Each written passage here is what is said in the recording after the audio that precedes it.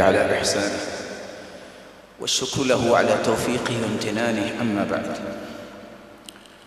فأعوذ بالله من الشيطان فإنه عدو للإنسان.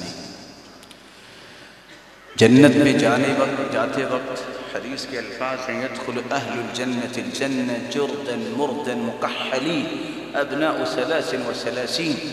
بندہ جب جنت میں جائے گا اللہ کے رسول فرماتے ہیں 33 سال کا گبرو جوان بن کے جائے گا. خواہ کوئی بوڑھا فوت ہوا ہے وہ 33 سال کا گبرو جوان بنے گا.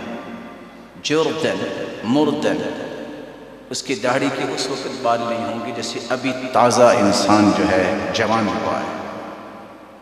مکحلی، آنکھوں میں سرما نہیں لگایا ہوگا لیکن سرمگی آنکھیں ہوں گی. حسن یوسف ہوگا اور آدم علیہ السلام جتنا قد ہوگا.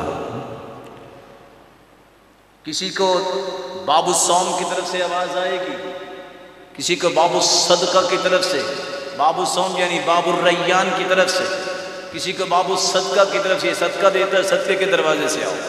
مختلف 8 دروازے ہیں جنت کے. کون سے ایسے سعادت مند ہیں جن کے بارے میں اللہ فرمائیں گے 8 دروازے کھلے ہیں، جس دروازے سے چاہتے ہو چلے جاؤ. میں صرف چند باتیں پیش کر کے بات ختم کرتا ہوں. دیکھیے جنت کتنی آسان ہے. عمر بن خطاب رضی اللہ تعالی عنہ فرماتے ہیں رسول اللہ صلی اللہ علیہ وسلم نے فرمایا من توضا فاحسن الوضوء، جو وضو کرتا ہے خوبصورت وضو کرتا ہے، ثم يقول حين يفرغ، فارغ ہو کے یہ کہہ دیتا ہے اشہد ان لا الہ الا اللہ وحدہ لا شریک لہ وان محمدا عبدہ ورسولہ، یہ مبارک کلمات وضو کے بعد کہہ دیتا ہے فتحت له ابواب الجنة 8، اللہ اس کے لیے جنت کے 8 دروازے کھول